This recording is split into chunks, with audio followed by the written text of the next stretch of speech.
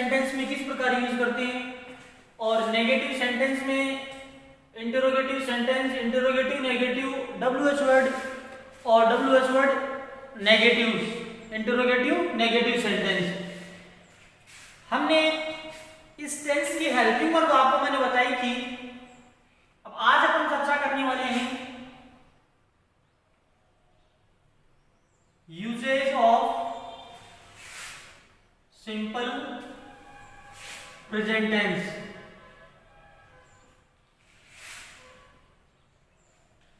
यानी last video में अपन ने चर्चा की थी कि अफर्मेटिव सेंटेंस में इस टेंस का किस प्रकार यूज किया जाता है, नेगेटिव में कैसे यूज करते हैं।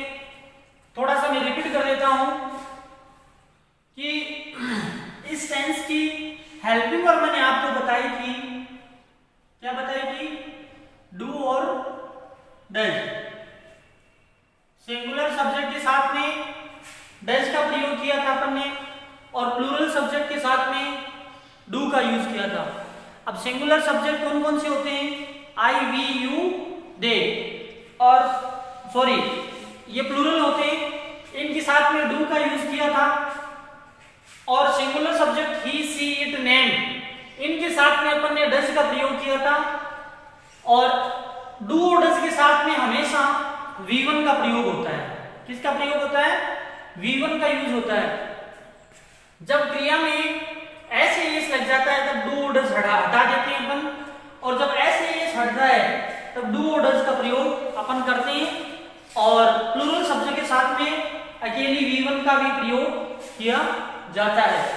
तो ये चीज अपन ने लास्ट वीडियो में सीखी थी कि सेंटेंस हिंदी से इंग्लिश में और इंग्लिश से हिंदी में किस प्रकार ट्रांसलेट किया जाता है। चाहे बड़ा सेंटेंस हो चाहे कोई छोटा वाक्य हो, हम आसानी से इस टेंस का हेल्पिंग वर्ब डू और डज का प्रयोग करके तथा V1 या वर्ब में ऐसे एस लगा करके प्रयोग किया था। एक मैंने आपको नोट लिखाया था इस टेंस में कि सिंपल सेंटेंसेस में अपन क्या करते हैं, सिंपल सेंटेंस जो सिंपल प्रेजेंट टेंस का जो सिंपल सेंटेंस होता है यानी साधारण वाक्य, उसमें अपन ने एक वचनकर्ता के साथ यानी singular subject example he, she, it, name, इनके साथ में क्रिया में ऐसे एस लगाया था। जबकि plural subject I, we, you, they, इनके साथ में अपन ने केवल और केवल V1 का यूज किया था। किसका यूज किया था, V1 का, वर्ब की फर्स्ट फॉर्म का। और जस्ट इसका उल्टा नेगेटिव और इंटरोगेटिव सेंटेंसेस में अपन ने क्या किया था, सब्जेक्ट क्या यूज किया था, सब्जेक्ट प्लस डू और डज प्लस V1, बाद में अदर वर्ड या ऑब्जेक्ट बोल सकते हैं अपन जिसको। ये सेंटेंस स्ट्रक्चर काम में ली थी अपन ने। नेगेटिव और इंटरोगेटिव सेंटेंसेस में हेल्पिंग और डू और डज का प्रयोग होता है। अब आज अपन चर्चा करने वाले हैं कि इस टेंस सिंपल प्रेजेंट टेंस का यूज कहां-कहां करते हैं अपन। तो हमेशा ध्यान रखना, पहला जो रूल है, पहला जो यूजेज है इसका, जो यूनिवर्सल जो फैक्ट होते हैं, यूनिवर्सल ट्रुथ बोल सकते हैं जिसको, यानी हिंदी में अपन बोल सकते हैं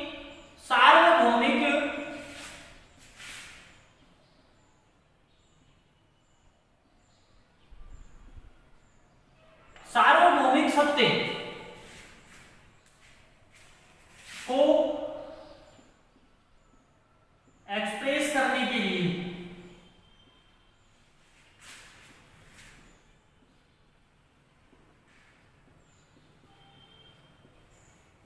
यानी यूनिवर्सल जो ट्रूथ होता है, सार्वभौमिक सत्य, इसको बताने के लिए या इसको एक्सप्रेस करने के लिए अपन सिंपल प्रेजेंट टेंस का यूज करते हैं। जैसे सार्वभौमिक सत्य में अपन एग्जांपल ले सकते हैं, जैसे कोई भी है,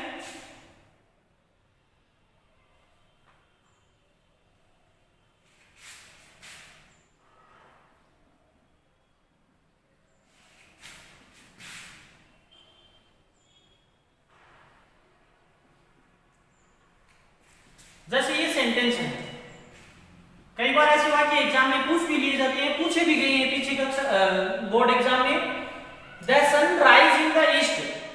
अब यहां इसमें आपको ये चीज देखनी है कि इसमें यूनिवर्सल ट्रूथ है या नहीं है। अब ये सीधा सा दिख रहा है कि सूर्योदय हमेशा पूर्व दिशा में ही होता है। सूर्योदय कौन सी दिशा में होता है? पूर्व दिशा में, यानी ईस्ट में ही। तो ये इसमें कोई रूल वूल नहीं है, कुछ भी नहीं है, ये एक सार्वभौमिक सत्य है, अटल सत्य है कि हमेशा सूर्योदय पूर्व दिशा में होता है और सनसेट कौन सी साइड में होता है? पश्चिम दिशा में। तो यहां अपन क्या यूज कर लेंगे? अब अकेला है सूर्य, इसलिए वर्ग में SES लगा देंगे अपन, RISES, यानी the sun rises in the east, सूर्योदय पूर्व दिशा में होता है। यानी ये क्या है? एक यूनिवर्सल ट्रुथ बात है कि सूर्योदय हमेशा पूर्व दिशा में ही होता है। अब यहां जैसे एक एग्जांपल और बता देते हैं, द सन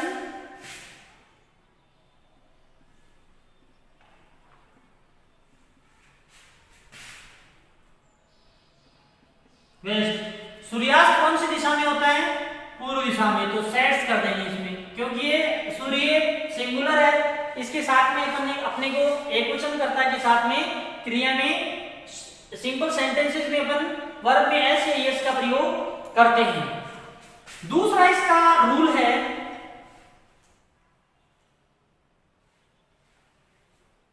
कि साइंटिफिक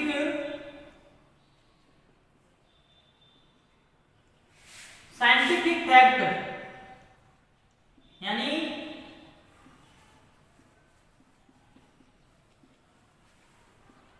वैज्ञानिक तथ्य तथा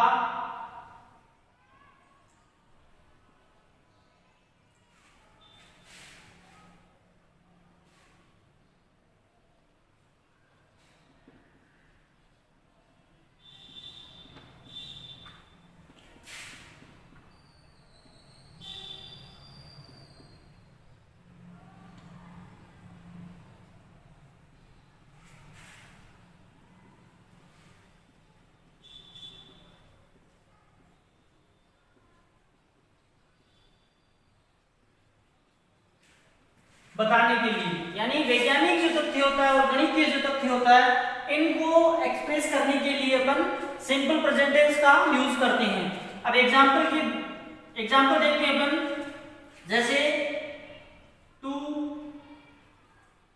एंड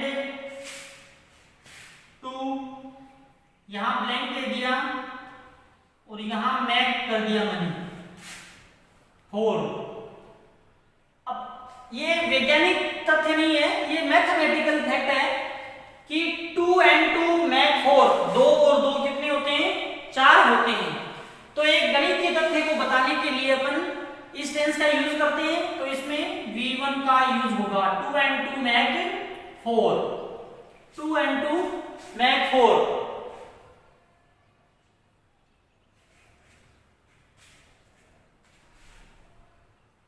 वैज्ञानिक तथ्य की बात करते हैं तो यहां लिख दूं मैं वाटर, यहां बॉइल कर दिया, ये ब्लैंक दे दिया मैंने यहां एट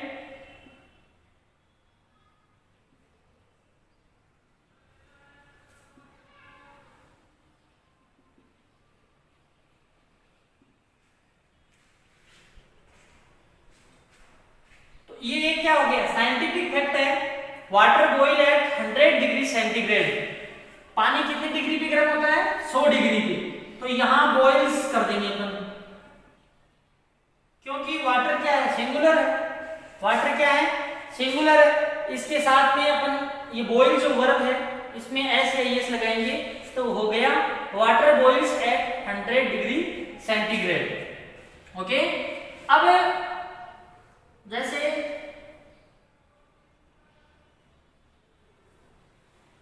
वाटर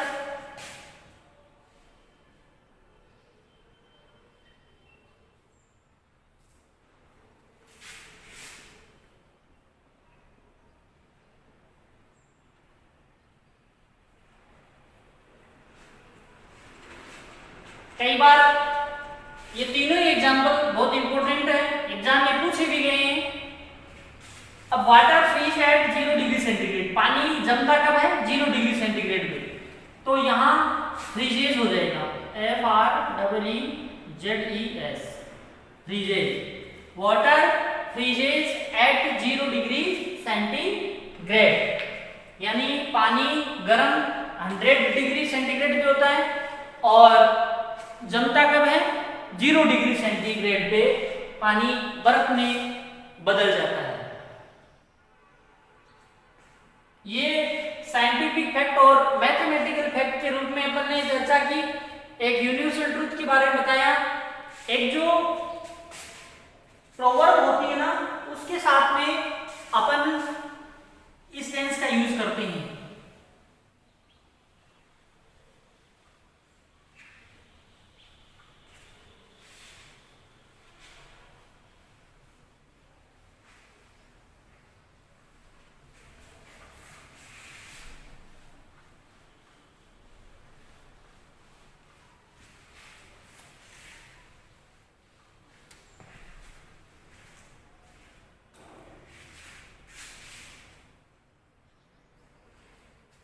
थर्ड यूज इसका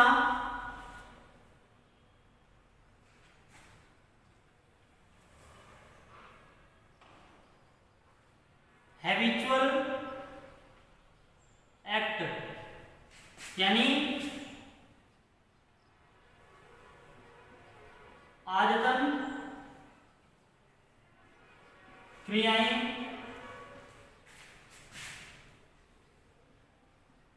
बताने के लिए। आदतन क्रियाएं कौन सी होती है जो अपन डेली रूटीन में यूज करते हैं। अपन डेली रूटीन में यानी हमारी जो दैनिक क्रियाएं हैं उनको बताने के लिए अपन सिंपल प्रेजेंट टेंस का यूज करते हैं। जैसे आई, यहां मैंने गो लगा दिया, for a walk every morning, ठीक है, या इन द मॉर्निंग भी कर सकते हैं। अब यहां क्या हो जाएगा, गो का गो ही रह जाएगा, क्योंकि आई प्लूरल में आता है, प्लूरल सब्जेक्ट में, और प्लूरल सब्जेक्ट के साथ में अपन वीगन का यूज करते हैं, ना कि वर्ब में एस या ईएस लगाते हैं। ये आपको ध्यान में रखना है। ये हैबिचुअल एक्ट के लिए, आदतन क्रियाएं बताने के लिए अपन किसका यूज करते हैं। जैसे दूसरा है कि माई फादर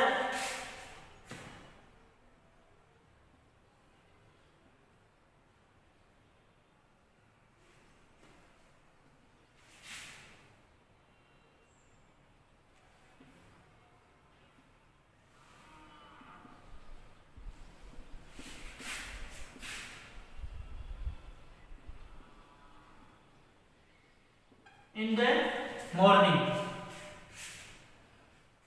अब ये भी क्या है, आदतन क्रियाएं हैं, तो यहाँ माई फादर सिंगुलर है, एक क्वेश्चन करता है, इसलिए इसके साथ में ऐसे एस लगा देंगे, तो क्या हो जाएगा, my father gets up at 5 o'clock in the morning, मेरे पिताजी सुबह 5 बजे उठते हैं। तो ये हो गई हैबिचुअल एक्ट हो गया। चौथा है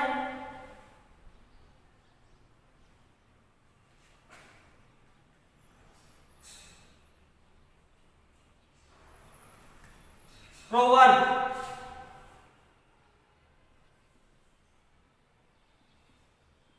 जिसको हिंदी में कहावत कहते हैं।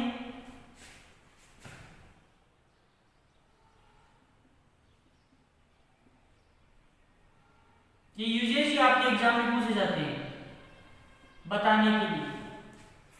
प्रोवर्ब कहावत बताने के लिए अपन सिंपल प्रेजेंट टेंस का यूज करते हैं। जैसे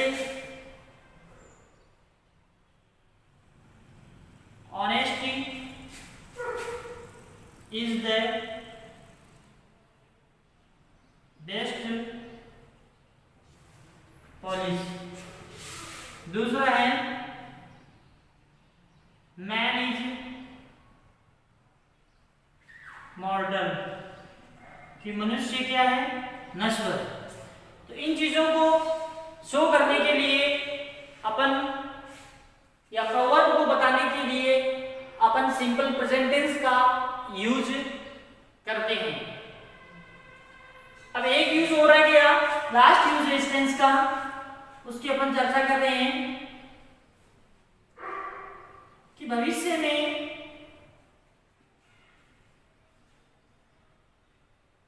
भविष्य का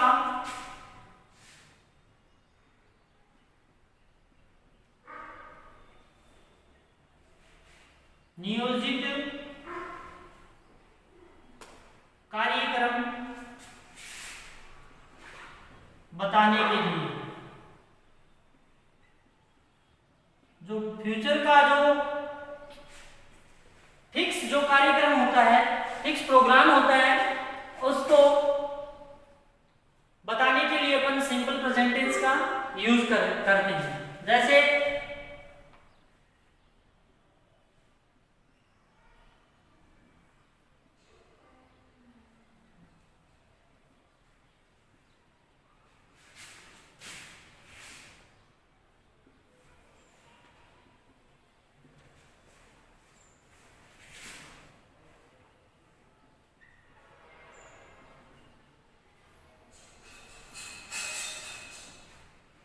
prime minister arrive Jaipur tomorrow. अब विद्यार्थी क्या आप लोग क्या करते हो, ये टुमारो शब्द देखते ही आप इसको फ्यूचर सिंपल टेंस मान लेते हो और इसमें शैल या विल का प्रयोग कर देते हो, तो वो वहां गलत हो जाता है। तो ये भविष्य में फिक्स कार्यक्रम है, भविष्य का नियोजित कार्यक्रम है, तो इसमें अपन सिंपल प्रेजेंट टेंस का यूज करते हैं। तो यहां क्या आ जाएगा, प्रधानमंत्री सिंगुलर है, इसलिए यहां पर किसका यूज करेंगे, अराइव का यूज करेंगे। ये अपन ने चर्चा की 5 कंडीशन में अपन किसका यूज करते हैं, सिंपल प्रेजेंट टेंस का यूज करते हैं। यानी पहला मैंने आपको बताया था यूनिवर्सल फैक्ट के रूप में, यूनिवर्सल जो ट्रूथ होते हैं, जो सार्वभौमिक जो सत्य होता है, उसको अपन एक्सप्रेस करने के लिए सिंपल प्रेजेंट टेंस का यूज करते हैं। 2-3 एग्जांपल के द्वारा अपन ने समझा। और जो सेकंड इसका यूज है सिंपल प्रेजेंट टेंस का, उसमें अपन मैथमेटिकल जो फैक्ट होता है और जो साइंटिफिक जो फैक्ट होता है, वैज्ञानिक तथ्य और जो गणितीय तथ्य होता है, इनको एक्सप्रेस करने के लिए या बताने के लिए अपन इसी टेंस का यूज करते हैं। और तीसरा अपन ने देखा हैबिचुअल एक्ट, यानी जो हमारे प्रतिदिन की जो आदतन जो क्रियाएं होती है, उनको बताने के लिए अपन इस टेंस का यूज करते हैं, सिंपल प्रेजेंट टेंस का। और चौथा इसका जो यूजेज है वो है प्रोवर्ब बताने के लिए। जितने भी लोकोक्तियां, फ्रेजेस, इडियम्स यानी मुहावरे वगैरह बताने के लिए अपन क्या है, इस टेंस का सिंपल प्रेजेंट टेंस का ही यूज करते हैं। ठीक है। और लास्ट इसका यूजेज है भविष्य का नियोजित कोई कार्यक्रम हो, यानी इन फ्यूचर कोई अपना फिक्स प्रोग्राम हो, तो उसको शो करने के लिए, उसको एक्सप्रेस करने के लिए अपन इस सिंपल प्रेजेंट टेंस का यूज करते हैं। तो ये इतनी 5 प्रकार के, इनसे अलावा एग्जाम में इनसे बाहर कुछ जाता भी नहीं है। यानी ये कई बार जो यूनिवर्सल ट्रूथ वाला एक ये भविष्य में जो नियोजित जो फिक्स प्रोग्राम है इन फ्यूचर, उसका एग्जाम्पल पूछ लिया जाता है एग्जाम के अंदर। तो अब आगे अपन नेक्स्ट चर्चा करने वाले हैं प्रेजेंट कॉन्टिन्यूअस टेंस की। अब अपन जो दूसरा जो टेंस है इसका कौन सा,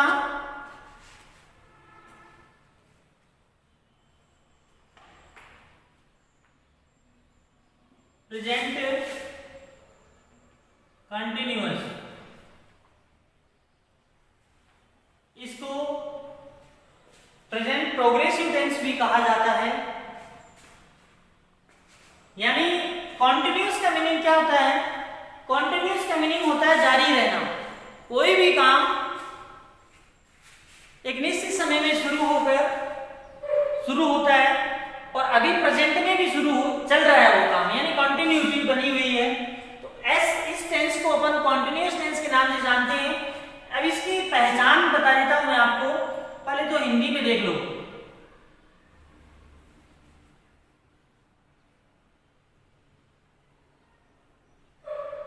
हिंदी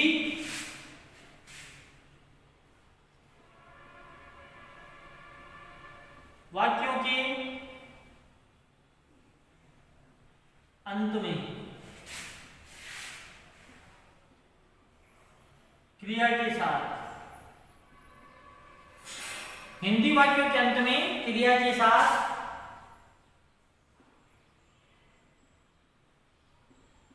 रहा है,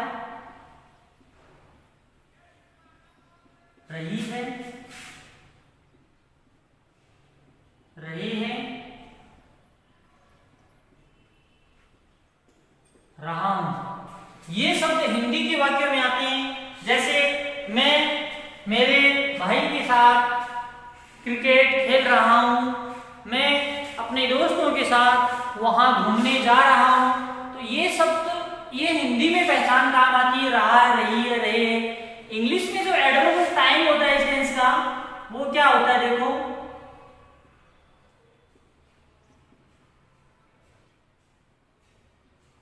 एडवर्ब ऑफ टाइम जैसे at present, eight this time,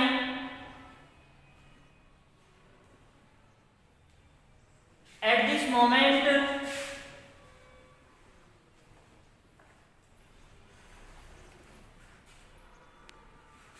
at this moment, now, nowadays, these days,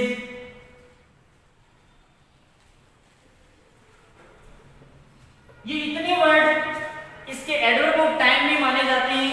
at present, eight this time, at this moment, now और नाउअडेज और दीज डेज, ये इस टेंस की एक इंग्लिश में अपन पहचान बोल सकते हैं जिसको, और जिसका दूसरा नाम क्या होता है, एडवर्ब ऑफ टाइम। जैसे हिंदी में किसी सेंटेंस को देख करके अपन उस पहचान से अपन पता करते हैं कि ये सिंपल प्रेजेंट टेंस का है, या प्रेजेंट कॉन्टिन्यूअस का है, या प्रेजेंट परफेक्ट का है, या पास्ट टेंस का है। उसी प्रकार इंग्लिश में कुछ वर्ड्स होते हैं जिनको अपन एडवर्ब के नाम से जानते हैं। तो इन वर्ड्स के एडवर्ब ऑफ टाइम की सहायता से अपन सेंटेंस को देखते ही अपने माइंड में वो पूरा टेंस आ जाता है कि ये इस टेंस का सेंटेंस है। अब इसकी जो हेल्पिंग वर्ब होती है, जिसको हिंदी में सहायक क्रिया बोलते हैं, वो होती है इज, एम और आर। अब देखो, इसका प्रयोग सिंगुलर सब्जेक्ट के साथ में किया जाता है, ये आपको पता है। सिंगुलर सब्जेक्ट जैसे ही, सी, इट, या नेम किसी पर्सन का, इनके साथ में होता है। और एम का प्रयोग होता है आई के साथ। ये बात भी जानते हो आप। आर का प्रयोग होता है वी, यू, दे। यानी ये क्या है, इनको अपन प्लूरल सब्जेक्ट की श्रेणी में लेते हैं, प्लूरल सब्जेक्ट के साथ। और हमेशा ध्यान रखना, जहां कॉन्टिन्यूअस टेंस आता है वहां V4 का यूज होता है। अब आप सोचोगे V4 क्या होता है, V4 को V1 प्लस जो ING का जो रूप होता है उसे ही V4 कहते हैं। मुख्य क्रिया क्या होती है इस टेंस में, V4, यानी ब्रैकेट में मैं V1 प्लस ING लिख देता हूं, कंफ्यूज नहीं होना है। यानी कॉन्टिन्यूअस टेंस में हमेशा वर्ब में ING लगा रहता है, जिसको अपन V4 के नाम से जानते हैं। ING को हिंदी में क्या कहते हैं, रहा। ING की हिंदी क्या होती है, रहा। यानी ING जब प्रेजेंट टेंस में लगता है तब रहा है हो जाता है, और जब पास्ट में लगता है तब रहा था, और जब फ्यूचर में लगता है फ्यूचर टेंस में तब रहा होगा। यानी है, था, गा, ये तीन शब्द होते हैं। है प्रेजेंट में यूज होता है, और था पास्ट में यूज करते हैं अपन, और गा, गे, गी ये सब फ्यूचर टेंस में काम में लिए जाते हैं। अब सबसे पहले अपन सिंपल जो सेंटेंसेस होता है, साधारण वाक्य, उसमें चर्चा करते हैं अपन। पहला वाक्य क्या है? Simple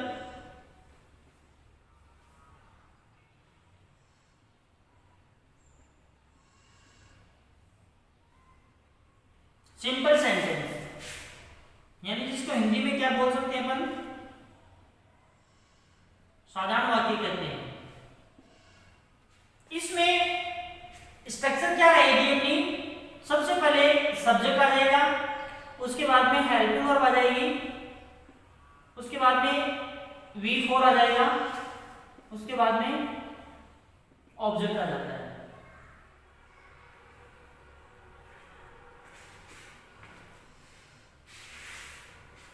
subject, helping verb, V4, object आ जाता है। ठीक है, ये सिंपल सेंटेंसेस में अपन इस स्ट्रक्चर का यूज करते हुए सेंटेंस क्रिएट करेंगे।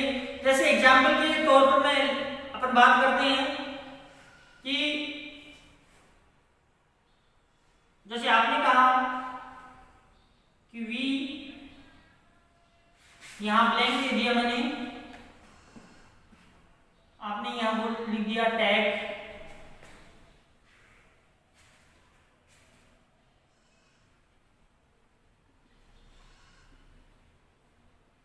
इंग्लिश क्लास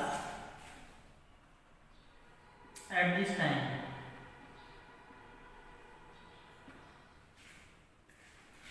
अब ये साधारण वाक्य आपको पता है, तो we take English class at this time. अब यहां मैंने आपको एडवर्ब ऑफ टाइम दिखाया है कि एट दिस टाइम आ गया, तो आपको देख के पता लग गया कि इस प्रेजेंट कॉन्टिन्यूअस टेंस का है या प्रेजेंट प्रोग्रेसिव टेंस बोल सकते हैं इसको। तो ये स्ट्रक्चर आपके माइंड में आना चाहिए कि यहाँ is am are plus V4 का प्रयोग करेंगे अपन। अब बाद में देखेंगे इज एम आर में से क्या आएगा, ये डिपेंड करेगा, इज डिपेंड ऑन सब्जेक्ट, यानी सब्जेक्ट कैसा है अपना। अगर अपने पास सब्जेक्ट प्लूरल है तब आर का प्रयोग करेंगे, अगर सब्जेक्ट सिंगुलर है तब इज का प्रयोग करेंगे। यदि अपने पास सब्जेक्ट में आई है तब यहाँ अपन एम का यूज करेंगे। अब यहाँ वी है तो प्लूरल सब्जेक्ट होता है, तो क्या हो जाएगा आर, और टेक में वर्ब लगा देंगे आईएनजी, तो वी आर टेकिंग।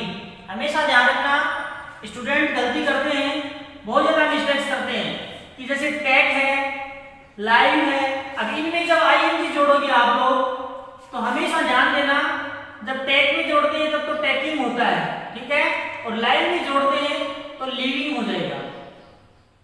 किसी भी वर्ब के अंत में अगर ई मिलता है, क्या है, किसी भी वर्ब के अंत में अगर ई है और उस वर्ब में अपने को आईएनजी फॉर्म लगाना है, तब वो आईएनजी लगने के बाद लगते समय जो ई होता है वो कैंसिल आउट हो जाता है, यानी वहां से हट जाता है। जैसे टैग है TAKE, अब टैग में लास्ट में ई आता है तो आईएनजी लगाएंगे तब टैगिंग हो जाएगा TAKING। तो इस चीज का आपको विशेष रूप से ध्यान देना है। जैसे we are taking English class at this time, हम इस समय अंग्रेजी की कक्षा ले रहे हैं। जैसे आपने कहा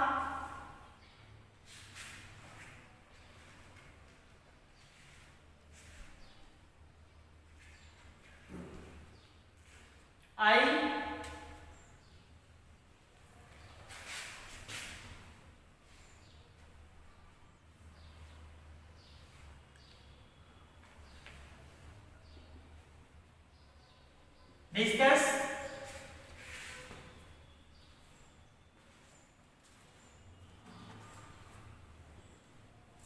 on this matter now। ये I discuss on this matter now। अब ये जो now शब्द आ गया, ये एडवर्ब ऑफ टाइम इंस्टेंस की, तो अपने को पता लग गया कि प्रेजेंट कॉन्टिन्यूअस है, is am are plus V4 का प्रयोग करना है। अब यहाँ I क्या है, आई के साथ में किसका यूज करेंगे अपन, एम का यूज करेंगे। किसका, आई के साथ में एम का होता है, और वी यू दे के साथ में आर का, और ही शी इट नेम के साथ में इज का प्रयोग करेंगे। तो आई एम, डिस्कस में जब आई एम से लगाओगे तो डिस्कसिंग हो जाएगा। I am discussing on this matter now, मैं अब इस विषय पर चर्चा कर रहा हूं। बाकी की जो सेंटेंसेस है जैसे नेगेटिव है, इंटरोगेटिव है, इंटरोगेटिव नेगेटिव है, WH word interrogative, WH word interrogative negative, इनकी चर्चा अपन नेक्स्ट वीडियो में करेंगे। अब जितने भी अपनी कक्षा हुई है टेंस से रिलेटेड, अगर किसी वीडियो में कोई चीज समझ में नहीं आती है या बोर्ड से कुछ स्पष्ट रूप से आपको दिखता नहीं है या किसी रूल में कोई डाउट हो तो आप बिना किसी हिचकिचाहट के आप कमेंट कर सकते हो। ओके।